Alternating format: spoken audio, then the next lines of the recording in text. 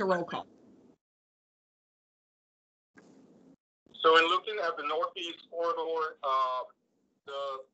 we currently have 2 routes one serving Gallatin, one serving Hendersonville. With if you can make sure that your mics are muted for us, that'd be great. Thank you. Okay, so I just want to make sure that you all remember this meeting's being held electronically because the Transportation Policy Board determines that meeting electronically is necessary to protect the health, safety, and welfare of Middle Tennesseans in light of the COVID-19 pandemic. I also want to remind you that voting will be a voice vote. So if you are abstaining from a vote or if you are voting no, if you will please make sure to identify yourself for the record. Today, the only thing that we're going to be voting on is going to be the minutes, which we'll have to wait to see if we get a quorum to see if we're going to be able to do that, because currently we do not have a quorum. But when we do, if you will please make sure to state your name when you do that. So today's really another important meeting as we near our adoption of our major update of our regional transportation plan. And while we don't have any formal action that the board's going to take today, I do ask that we really try to give staff our attention as they present the highlights from the proposed plan and share information about how you can access the document online. I know there's a lot of other things going on that we have interest in, but I ask that you really try to listen to the presentation that Sean and staff are going to be given. I will tell you the plan is really complex and represents a ton of collective work from the staff of our local communities, from the area transit agencies, from Tdot, from our federal partners, and of course, our GNRC staff. You know, we're proud of the work that's gone into this effort, but we also know that there's a ton more collaboration and action that's going to be needed from us as elected officials and from community leaders to make sure we can continue to move forward to overcome the roadblocks in addressing our huge transportation challenges. So I ask that you listen today with intent of asking questions, and we'll definitely have time for those today. And any questions that we don't answer today, we'll make sure that they are addressed before our February public adoption hearing. So with that, I'll call this January 20th meeting of the Transportation Policy Board to order. And Sean, do we have a quorum yet? Or Michael? I'm confirming now, probably the safe Edwards, we don't have a quorum yet. We do not have one. Okay, well then we will wait to look at the approval of the minutes till the end of the meeting in case we do have, in case we get a quorum, and we'll move on to public comments. And if there's anyone here to address the board, this is your opportunity.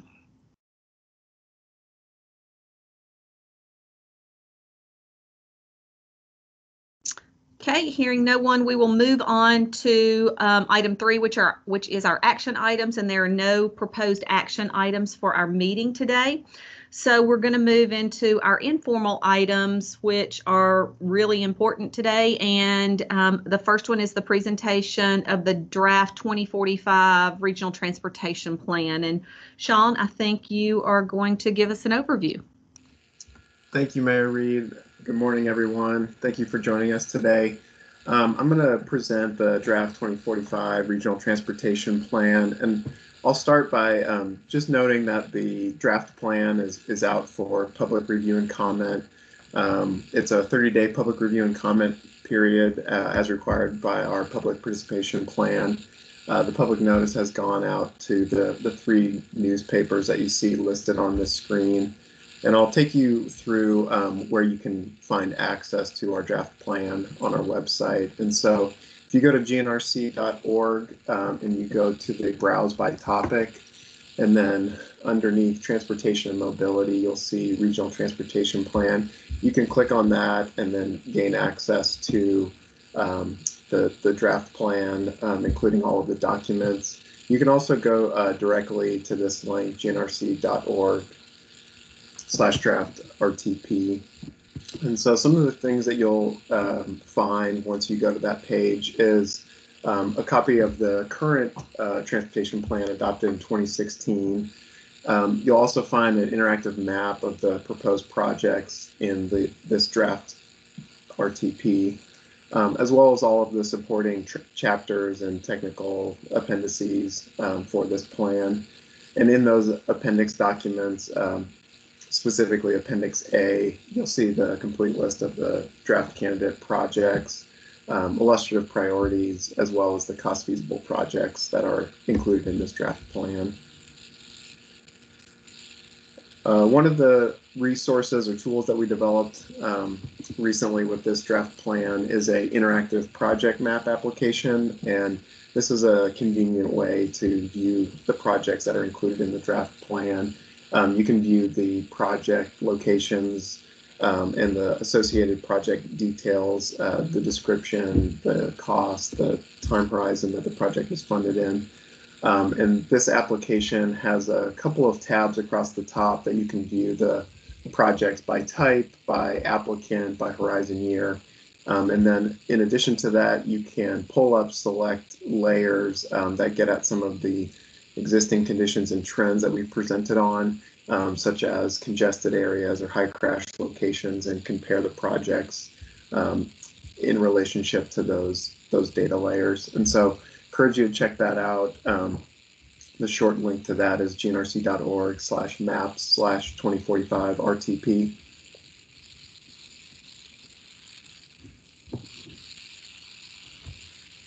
So before we dig into the some of the summary of the investments within the RTP, just a couple of reminders of what's included and required of the transportation plan.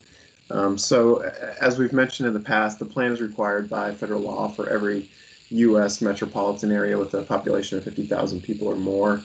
It must look out at least 20 years and account for all the anticipated federal transportation funding and regionally significant projects, regardless of the implementing agency, whether that be the Department of Transportation, local governments, or transit agencies. Has to be fiscally constrained, so it must include a balanced budget and reasonable funding assumptions for the future revenue. Must also incorporate and address the 10 federal planning factors and performance-based planning requirements, and must be updated every 5 years. And so the last update was 2016, and if we stay on schedule, we'll be hitting that 5-year mark.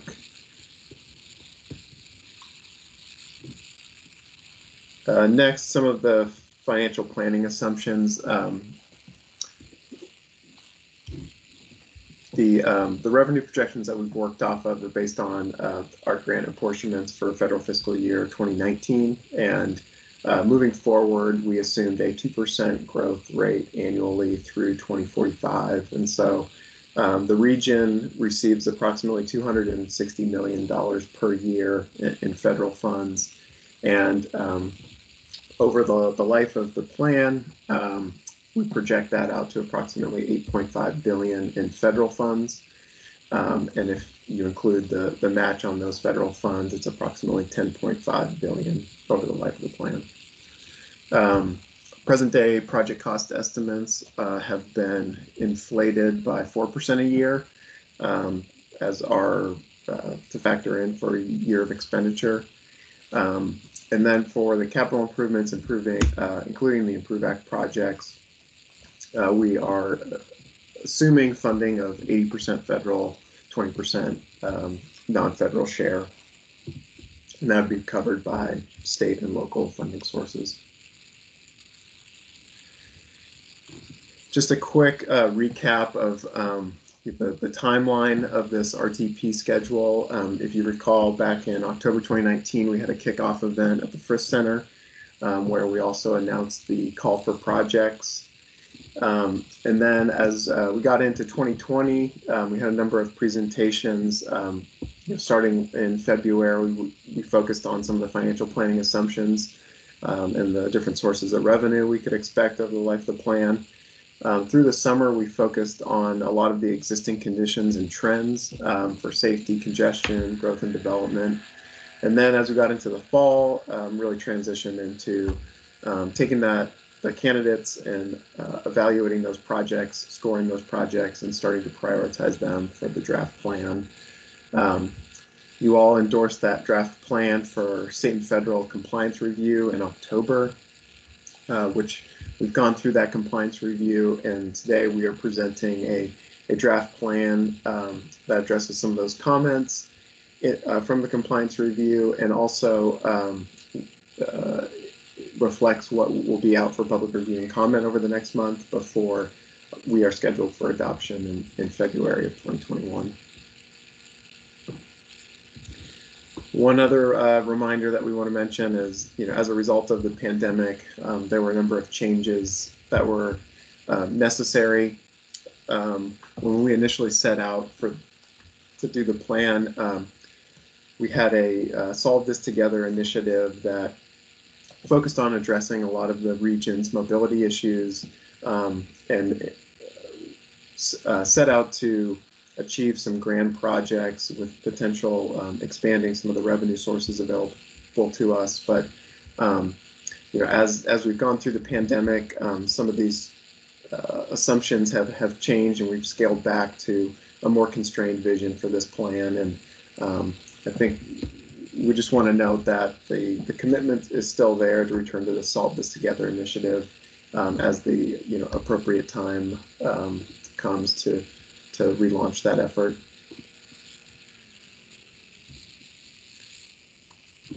So now I want to jump into just some of the summary of the investments through 2045 that are included in this transportation plan. So as we talk through some of these projects, there's a number of itemized projects that are mapped within some of the maps that I will show. And there's also a lot of programmatic investments that don't have a specific location, but we'll be representing those through some of the subsequent charts. And so, as we mentioned, that $8.5 billion in federal fund allocated across the life of the plan.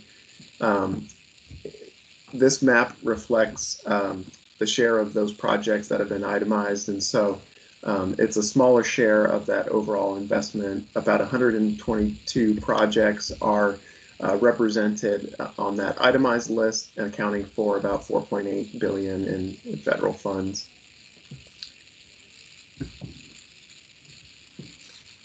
And then just looking at how those projects, how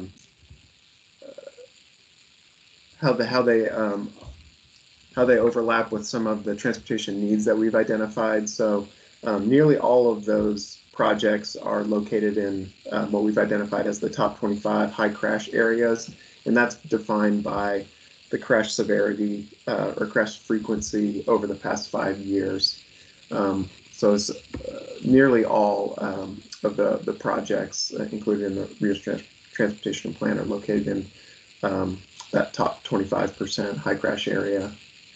And if we look into traffic congestion, approximately 2/3 of those projects are located in a top 10% congested area, and that's defined by the percent of free flow speed. If we look at how it relates to some of the environmental data layers that we've looked at, nearly 90% of the projects are located in proximity to environmentally sensitive areas, and that's defined by a number of the environmental factors that we've looked at.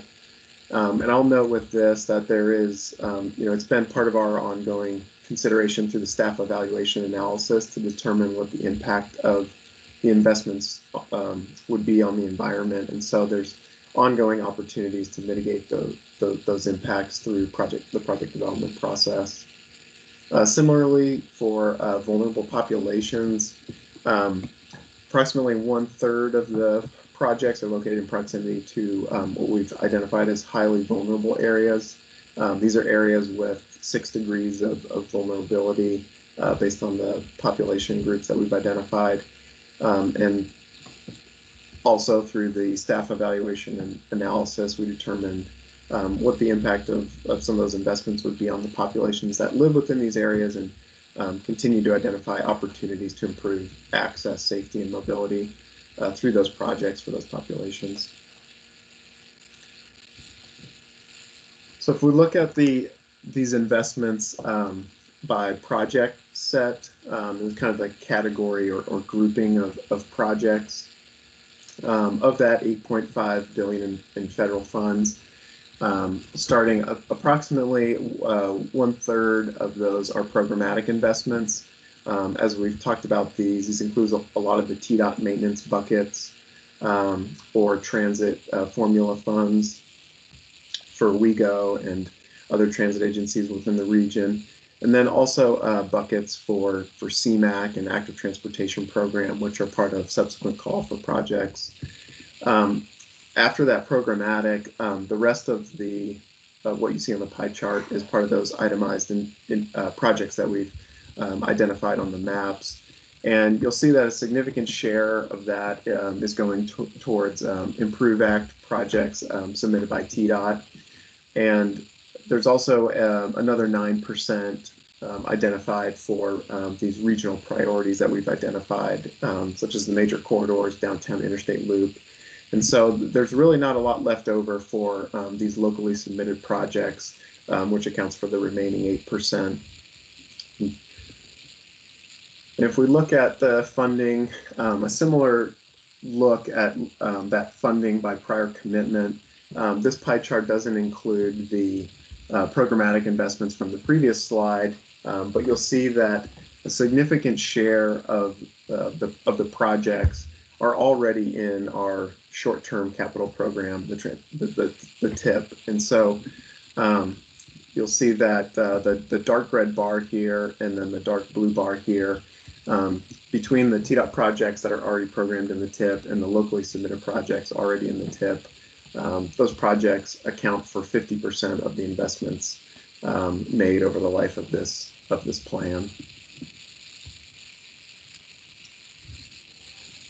And then one other way we wanted to showcase this is looking at the investments across the region by county, and looking at not only the level of investment or the percent of the investment that is located within that county. So if a project like the State Route 386 project, which touches multiple counties, that would both be represented within that within this chart. But looking at those investments in relationship to a couple of other factors, such as population, the vehicle miles traveled, and the federal aid lane miles, to get a sense of distribution of the investments in relationship to some of those important metrics across the region. And so the red bar is largely driven by Improve Act projects, that statewide allocation. And then that blue bar, which is representative of the suballocated funding to the MPO, was largely driven by the project evaluation process and identifying some of that funding that was available for new projects, new locally submitted projects. And I think this tracks fairly well across the investments track fairly closely with some of those metrics that we identified: population, VMT, amount of travel, and then the federal aid lane miles.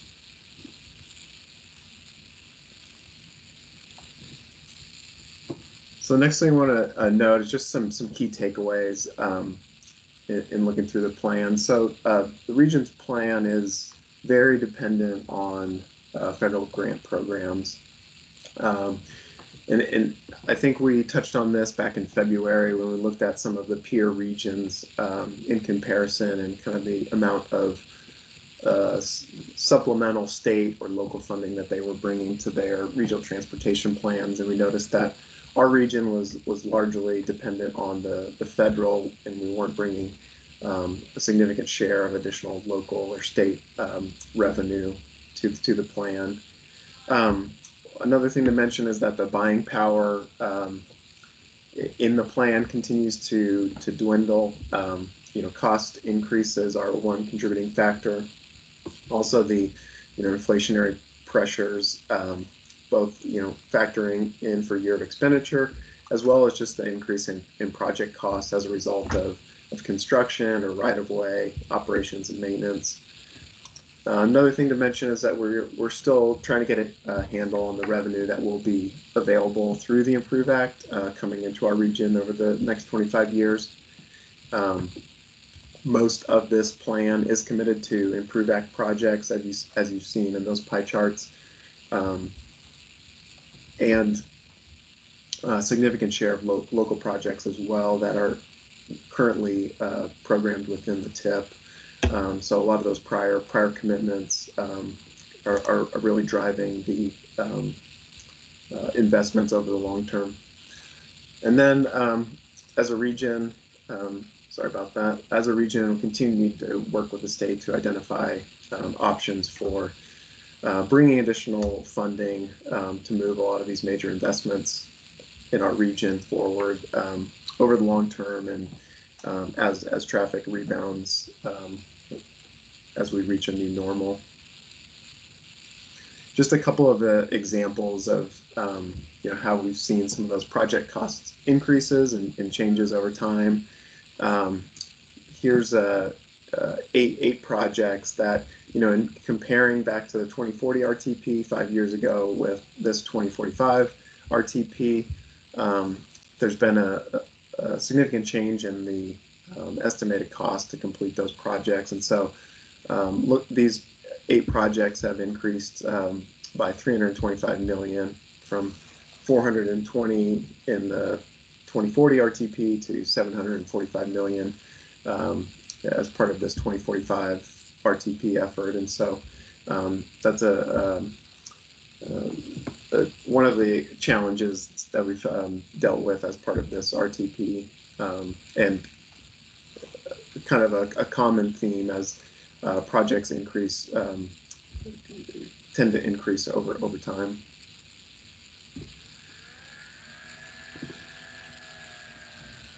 Another thing that I wanted to touch on is some of the work that staff has done to address comments from Tdot, FHWA, and FTA that have come in during the compliance review. And so this slide has a summary of some of those comments that were noted, and identifies that staff has worked to address the top 4 items that you see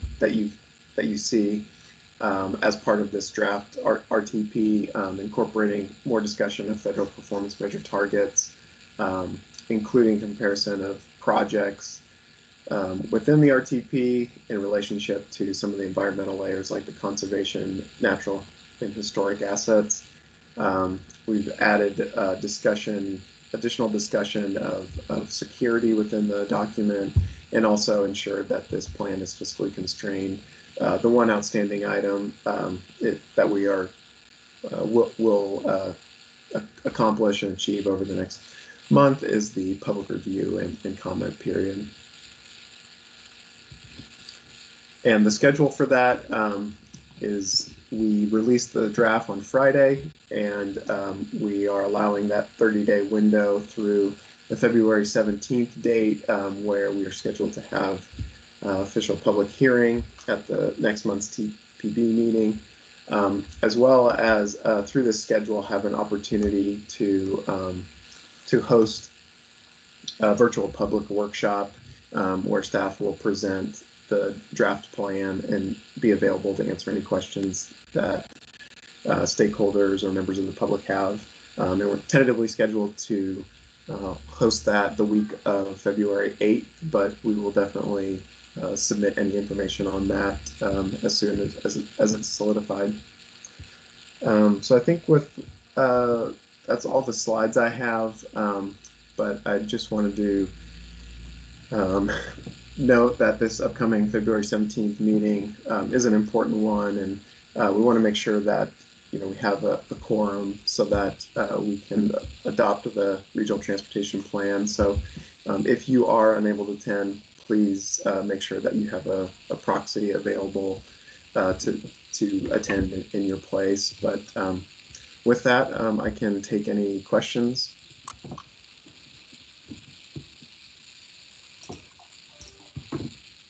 Sean, this is Pam Cordenbrock. Can you hear me?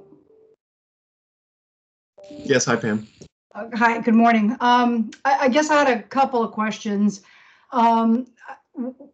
You mentioned on the previous slide that kind of a one slide on, we have yet to receive a response. FHWA has yet to receive a response to the issues that we brought up to you, the comments that we had on the draft plan that we provided to you on December 18th. We have not received anything on our comments, nor have we received an updated draft plan. So my understanding is, it's a little bit concerning that a draft plan has been shared with the public that has may have some compliance issues. The significant concern that the plan is not fiscally constrained, and yet it's out for public review and comment. And that's very concerning to us. And we have not heard back from the MPO.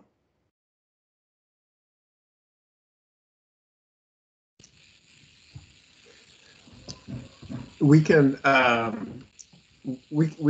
submit the responses of where we have incorporated the comments that you provided. I think that in walking through these, we were able to respond to these each of these comments within the draft document that has been posted, and we can specifically, identify in response to your comments, kind of where that is located, and get that to you in the next. I'm going to recommend that you respond to our comments separately. You provide us an updated draft. That's what we were anticipating from you.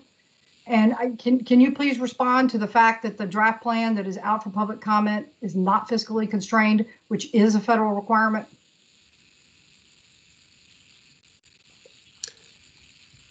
So we will respond to you. The draft plan that is out for public comment is fiscally constrained. We've made some adjustments to project timeline and funding source shifts in order to ensure that this document is fiscally constrained.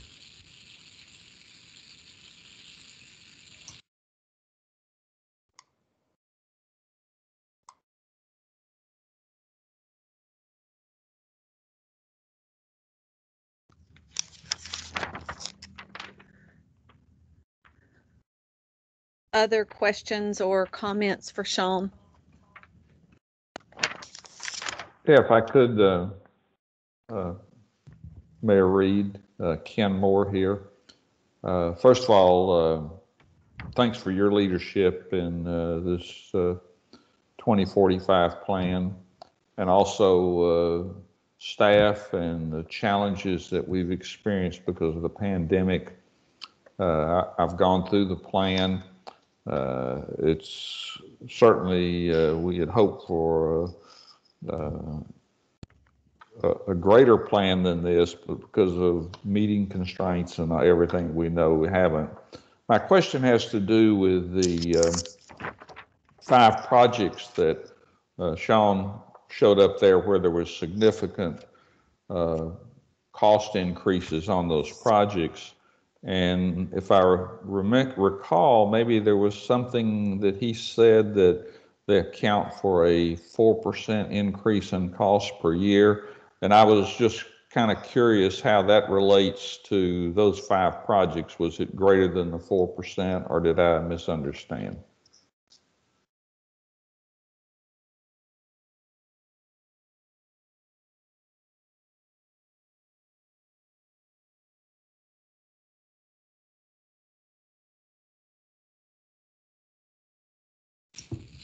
Sorry, Mayor, let me just pull up. Are you referring to these assumptions? Yes, I see 2%. I misunderstood. So how does that compare with the project list where you showed the significant increase in cost. I was just curious if that's a good number still, the 2%. The 4% inflation, Sean, I think is what he's asking about, if that's a reasonable assumption for inflation. And I think, Mayor, if I can chime in here, this is Michael Skipper. I think over the life of the plan, over a 25-year period, just based on some of the conversations we've had with Tdot, I think a 4% per year smoothing is appropriate, but we do know that project by project, or over a certain set of years, given conditions on the ground, that inflation rates may be much higher than that 4% at any given time. The really unpredictable part of cost estimation relates to right-of-way acquisition, just because it's very difficult. It's a little bit easier to predict, inflation from a construction cost perspective when you're thinking about materials and labor that go into that within the global market.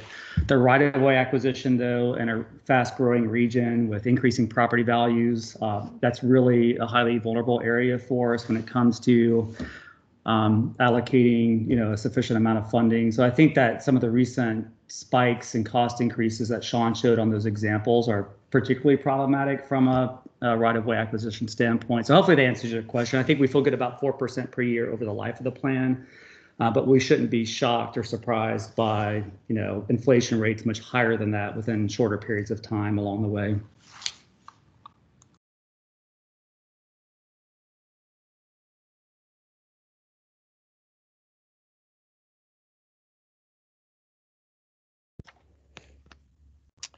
Other questions, comments? Ken, did that answer what you were wanting? Yes, thanks.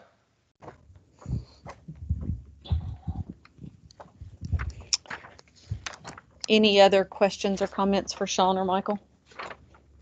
Mayor Reed, this is Preston Elliott from Tdot. Okay. Hey, Preston. Hello. I would just want to thank staff for all their hard work in getting this plan to this point, and wanted to also thank all the member jurisdictions for making your staff available during kind of these times where it's challenging to meet, but also to meet a schedule that has been reduced to a degree given COVID. I think the plan does reflect a lot of good analysis. I think Sean's PowerPoint kind of illustrates that project needs are matching up with the priorities. I do want to make a point here that this is the first plan for the Nashville region for the MPO post Improve Act. And I think that we've had some discussions with staff so that we can make sure that we're more reflective of the state revenues that should be identified in the plan. I think there might have been some discussion at the last TCC meeting. So we are continuing to work with staff so that we can best reflect how to illustrate those types of revenues in a plan so that we can logically transition to a TIP or a program. So a little bit more discussion to occur on that. But I just wanted to make note of that information. And again, thank you and your staffs for helping the MPO get to this point.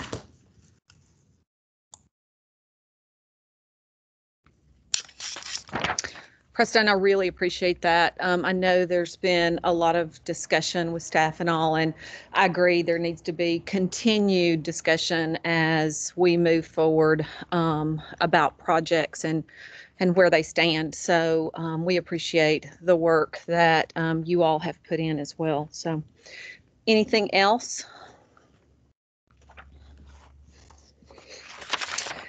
As you go along over the next month, if you have questions or comments, staff is always open to answering those. You can give them a call or you can email them. And I just want you to remember how important next month is. And if you know you're not going to be able to be there, if you can just make sure that your proxy is in place, that would be appreciated. We will now move on to our update to the performance measures and targets. And Sean, I think you're going to take this.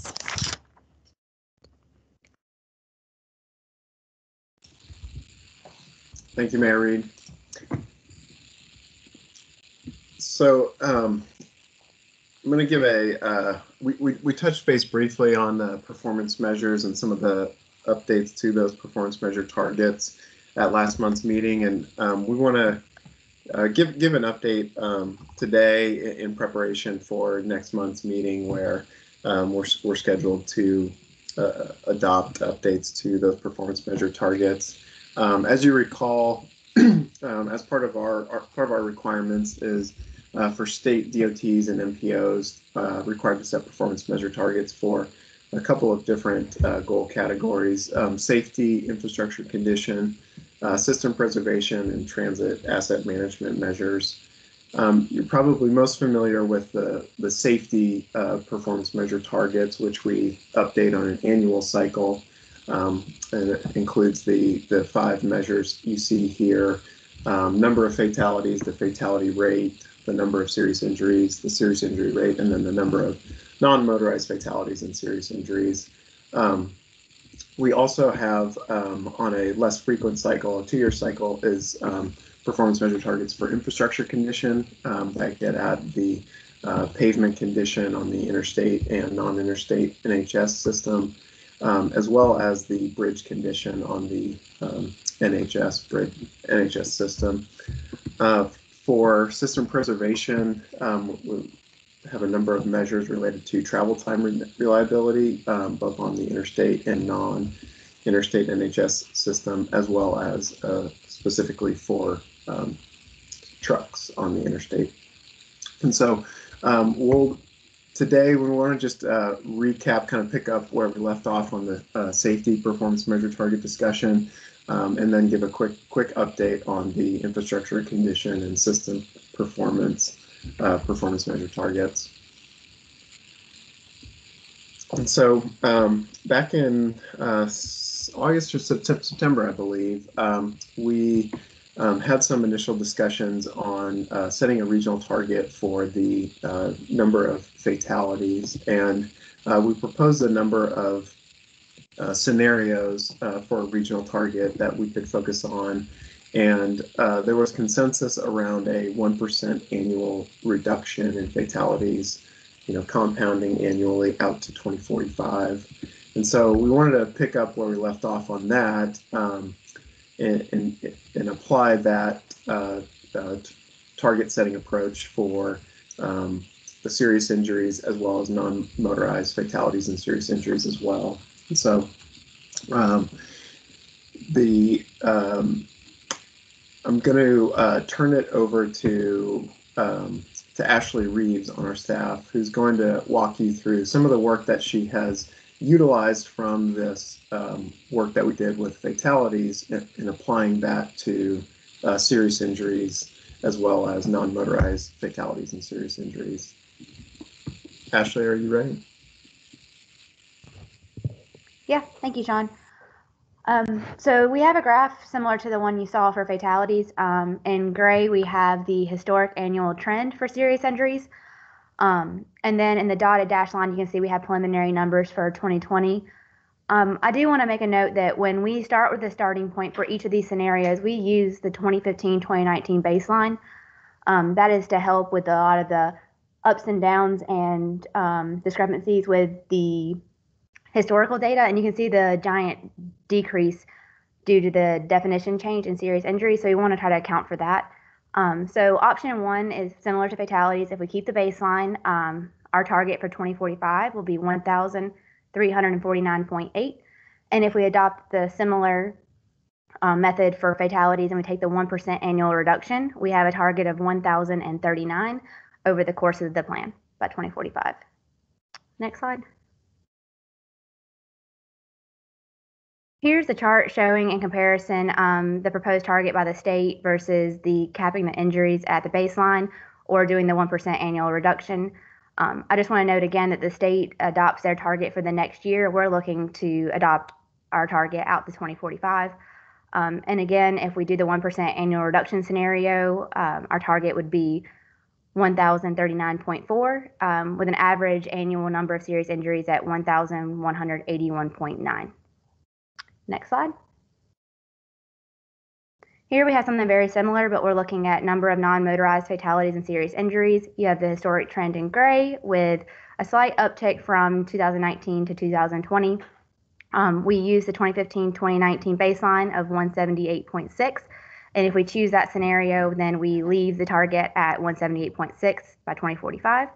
And if we take the 1% annual reduction scenario similar to fatalities, we end up with a target of 138. Next slide. And here we can compare to the state's targets. Again, they choose theirs for the next year. And if we do the cap scenario, our target is 178.6. And if we take the 1% annual reduction scenario, we end up with a target of 137.5, which is an average annual number of 157.2. And I think with that, I will hand it back off to Sean. Thank you, Ashley. And so the safety performance measure targets, I think they're a good first step in making progress towards the safety goals that are identified at the national level, as well as identified as our top priority within the policy framework of the Regional Transportation Plan. And so there's a number of things that we've done as part of the plan through the project prioritization. You've seen that the projects are that we are investing in are located within those high crash areas and seeking to improve safety throughout the region. And we also have programmatic investments such as the Active Transportation Plan program in order for future calls to invest in projects that can improve safety, particularly for bicycle and pedestrian users. And then there's subsequent efforts we can through the states being actively involved in the state's roadway safety audit program and potential initiatives of next steps such as a regional bicycle and pedestrian safety action plan to continue identifying where those roles and responsibilities lie to improve safety throughout the region. And as we had identified in the Regional Transportation Plan, some of the recommended actions and strategies under the safety section, setting ambitious safety targets was a first step, and then there's a number of other items that the MPO is involved with or can coordinate with. As you all are well aware, there's a lot of local and state partners and federal partners that are also all instrumental in achieving this regional target, whether it's through education or incident response or investment, and so infrastructure investment. And so these are all important things that we want to highlight as this is a target for the region.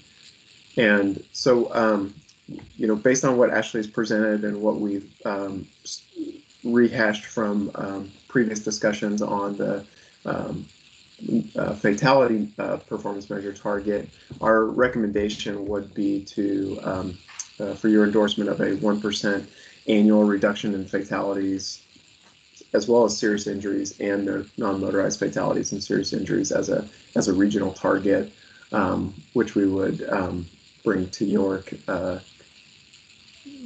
to the next month's Transportation Policy Board meeting for your consideration. But we wanted to give you a highlight of what we want to propose for safety at this month's meeting, and see if there's any questions or comments. And the other topics that I wanted to talk about, just the infrastructure condition and the system performance. These, as I mentioned, are two-year cycle for these updates. The state has recently shared a biennial performance report that gives an update on based on baseline indicators for infrastructure condition across the system and the performance as of this two-year cycle. If they're proposing any changes to updating or adjusting the target for the 4-year, and the state has only proposed one adjustment. They proposed to maintain the 4-year target for NHS bridges in good condition and poor condition, as well as the percent of interstate pavement in good and poor condition.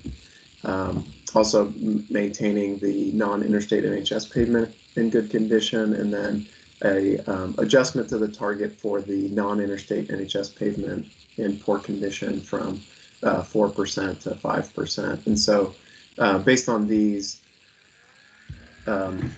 targets proposed from the state, we would recommend endorsing the state targets for the infrastructure condition performance measures that you see on the screen. And then lastly, for system performance, similarly, the updates proposed from the state targets for these are statewide. Propose no change to the 4-year target for interstate reliability or non-interstate NHS reliability. There is a proposed or a adjusted target for the 4-year for freight reliability from 1.33 to 1.37. And so based on these targets largely remaining the same, we would also recommend endorsing the state targets for the system performance measures as well. And with that, that's all we have on the presentation for the performance measure update, but we are happy to field any questions that members have.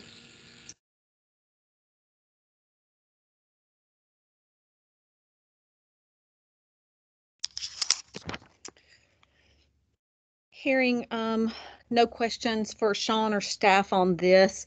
Again, there's no action that's necessary today, but I would encourage each one of you to review this, and if you have questions or comments before our next board meeting, if you can get those to Sean and staff, then we can get those answered, and hopefully we'll be able to adopt the performance measure targets at our next board meeting. Before I move into our regular reports, at the beginning of the meeting, we didn't have a quorum to be able to approve the minutes. So if you can go back up in your agenda, and are there any additions or corrections for the 12/16 of 20 minutes for the Transportation Policy Board?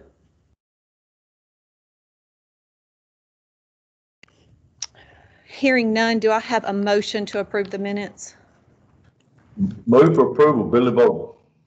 Thanks, Mayor Vogel. Do I have a second? Second, Moore. Thank you, Mayor Moore. Any discussion? All in favor say aye. Aye. Any opposed? Minutes pass. We'll move back down to item 5 in our agenda, which is our regular reports. And our first report is with Federal Highway, and I have Sabrina down, but I'm not sure who's given that today. Actually, Mayor Reed, it's Pam Cordenbrock. I'll give the report today. Great, thanks, Pam. Actually, probably as we speak, or if not just completed, is the inauguration of President Biden and Vice President Harris that just occurred, if not occurring as we speak. So now we have a new administration that is going to be coming in, and Pete Buttigieg has been nominated as the U.S. DOT Secretary. So we anticipate his confirmation hearings to continue. Nicole Nason, who was the previous FHWA administrator, has left the agency, and we heard yesterday that Mala Parker, the deputy administrator, is also leaving FHWA, so we should be seeing some changes in agency leadership shortly. And as we understand who is taking those positions, we will let everybody know. We have appropriations covering the remainder of federal fiscal year 21, which will go from October 1st of 2020 to September 30th of 2021. In addition, there is a COVID relief funding package that is also included in that. So FHWA is in the process of determining how the money is going to be distributed, what are the requirements The COVID relief funding has some different requirements than other traditional federal aid funding. So we're working through all that and anticipate some guidance on that coming out shortly. Also wanted to give congratulations to Metro Nashville for their award under the Advanced Transportation and Congestion Management Technologies Deployment Program. This is a FAST Act program promoting the use of innovative technologies to support congestion management, and Metro Nashville's Charlotte Avenue, Dr. Martin Luther King Jr. Boulevard Transit Headways and Congestion Management Project.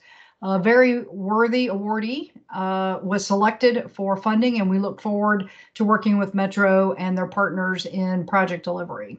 And that will be administered through FHWA. Like as I mentioned earlier, we're still looking for the response to our comments that we provided in December on the draft RTP. And we'll be working closely with the MPO. As mentioned earlier, the deadline for that is fast approaching on February 17th. So any questions? Thank you, Madam Chair, members of the board. Thanks, Pam. We are now going to have our Tdot report, and Preston, are you doing that? Matt Meserve, our long-range planning director, will. Thank you. Great. Matt, glad to have you. Well, thank you, and good morning, everybody. I wanted to give a quick update on our urban transportation planning grants. Our deadline for submittal was on the Friday the 15th, so we are currently in the evaluation stage. We plan to have those done by January 31st and making announcements of the award or the recipients on February 5th. All in all, we received 22 applications from the MPO areas. 8 of those were from the Nashville area. So we have our work cut out and awarding 1 per MPO. We received them from 10 MPOs, and Bristol was the only one that did not. So just a little bit of the statistics on that. But anyway, stay tuned for the evaluations and the awards February 5th. That's all I have. Any questions for Matt or Tdot? Thanks, Matt. Under Chair's report today, a new year started. I think we're all glad to see a new year. I think we all are wondering what this new year is going to bring. Hopefully it will be better things than last year. I will say I am proud of each one of you and what you've done in your communities under a really, really difficult time. Probably a time that we never thought we would see. And so I just want to say thank you to each one of you. I also want to thank everybody in their effort on our regional transportation plan. I really encourage you to look through this, and if you have questions or concerns, to ask those. We really need to be prepared to adopt this plan next month, and a quorum is going to be critical. Also, just a quick reminder, there is no meeting of the GNRC Executive Board today. So with that, I will turn it over to Sean for staff report. Thank you, Mayor Reed. I just wanted to introduce Jessica Hill, GNRC's new planning lead.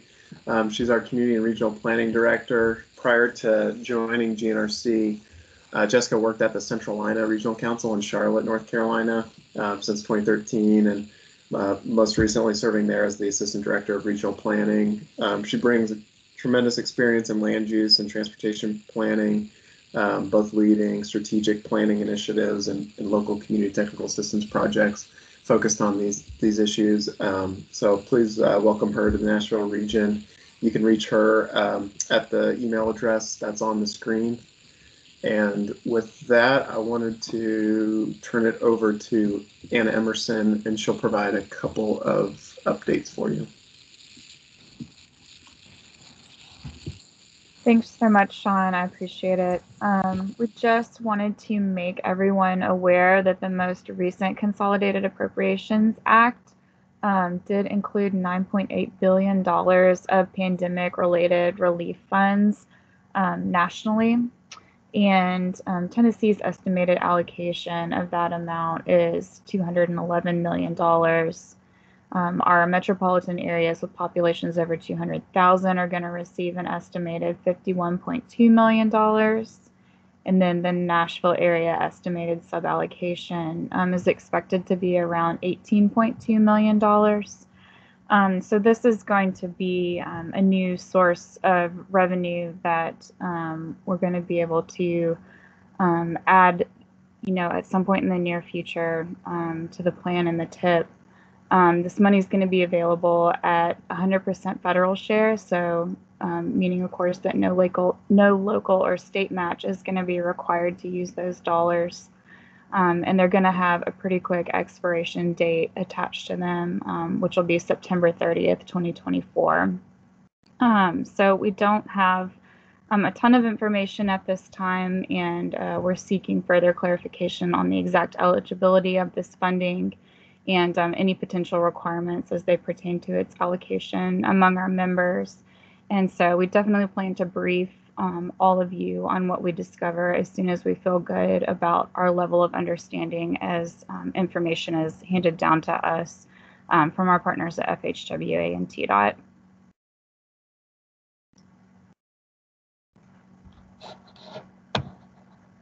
And then we also just wanted to make everyone aware going forward for the rest of this calendar year of our new TIP amendment schedule.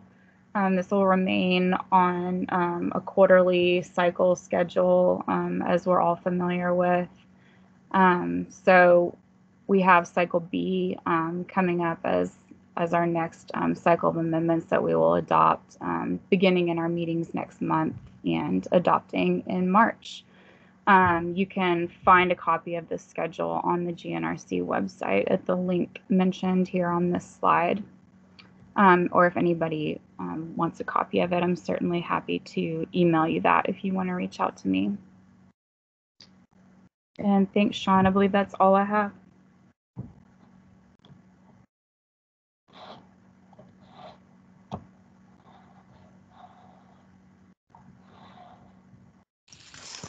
I think that's all we have on the staff report, Mary.